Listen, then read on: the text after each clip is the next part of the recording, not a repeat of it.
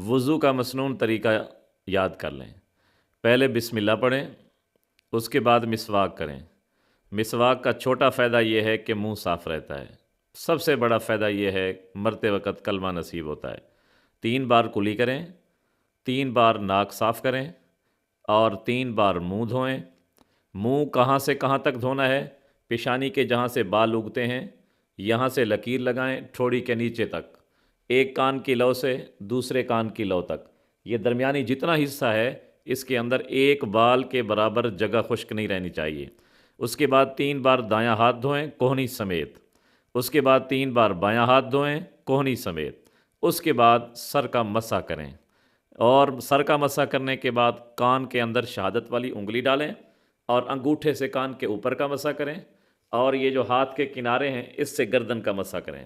اس کے بعد دایاں پاؤں دھوئیں ٹخنوں سمیت، ایک بال کے برابر بھی ایڑی انگلیوں کے درمیان جگہ خشک نہیں رہنی چاہیے، کیونکہ وضو کے یہی 4 فرض ہیں: منہ دھونا، کوہنی سمیت ہاتھ دھونا، سر کا مسح کرنا، ٹخنوں سمیت پاؤں دھونا۔ ایک بال کے برابر بھی جگہ خشک رہ گئی تو وضو نہیں ہوگا۔